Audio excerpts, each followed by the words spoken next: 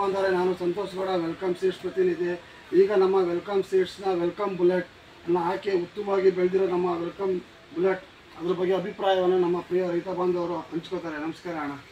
ಏನಿದೆ ಇಳುವರಿ ಚೆನ್ನಾಗಿ ಬರ್ತಾವ, ಕಾಯಿ ಎಲ್ಲ ಚೆನ್ನಾಗಿ ವೇಟ್ ಮಾಡ್ತಾವ್ರ. ಯಾವ ಕಂಪ್ನಿ ಯಾವ ತಳಿ ಹಾಕಿದ್ರೆ? Welcome seeds welcome bullet. ಎಷ್ಟು ಪ್ಯಾಕೆಟ್ ಹಾಕಿದ್ರಣ್ಣ?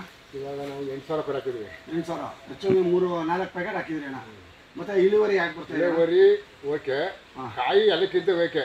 ರಾಯಲ್ ಬುಲೆಟ್ಗಿಂತ ಆಕ್ಸನಲ್ಲಿ ಈ ಬುಲೆಟ್ ವೆಲ್ಕಮ್ ಬುಲೆಟ್ ವೇಟ್ ಮಾಡ್ತಾವ್ರ. ಇದೇ ಬೇಕು ವೇಟ್ ಮಾಡ್ತಾರೆ. ಮತ್ತೆ ಬೇರೆ ನೀವು ಈಗ ಮಂಡಿಗೆಲ್ಲ ಹಾಕಿದ್ರಲ್ಲ ಸುಮಾರು ಈಗ ಆಲ್ಮೋಸ್ಟ್ ಇದು ಎಷ್ಟೇ ಕಟಿಂಗ್ ಅಣ್ಣ?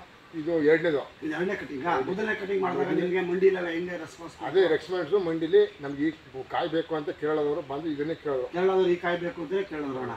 ಈಗ ಮುಂಚೆ ಎಷ್ಟು ಇದಾಯ್ತು? ಒಂದು 2 ಟನ್ ಸಿಕ್ಕಿತ್ತು, 2.5 ಕ್ವಿಂಟಲ್. 2.5 ಕ್ವಿಂಟಲ್ ಸಿಕ್ಕಿತ್ತು ಫಸ್ಟ್. 600 ಕೆಜಿ ಸಿಗುತ್ತಾ? ಈಗ ಎಷ್ಟು ಕ್ವಿಂಟಲ್? ಎರಡನೇ ಬಿಡಿಗೆ ಒಂದು 600 ಕೆಜಿ ಸಿಗ್ತದೆ. ಈಗ 600 ಕೆಜಿ ಸಿಗುತ್ತೆ. ಫಸ್ಟ್ 2.5 ಕ್ವಿಂಟಲ್ ಆಗಿತ್ತು. ಅಂದ್ರೆ ಈಗ ಗಿಡಗಳು ಇನ್ನೂ ಹೆಲ್ತಿಯಾಗಿ ಇನ್ನೂ ಬೆಳೀತಾ ಇದೆ. ಇನ್ನೂ 2 ಫುಲ್ ಜಾಸ್ತಿ ಕಾಯಿ ರಸ ಬೇಕಾರ. 2 ಫುಲ್ ಬಿಟ್ಟ ಮೇಲೆ ರಸ ಆಯ್ತದೆ. ಈಗ ನಮ್ಮ ಪ್ರಿಯ ರೈತ ಬಾಂಧವರಿಗೆ ನಮ್ಮ ವೆಲ್ಕಮ್ ಬುಲೆಟ್ ಅಭಿಪ್ರಾಯವನ್ನು ಏನು ಹಂಚ್ಕೊತೀರಣ್ಣ?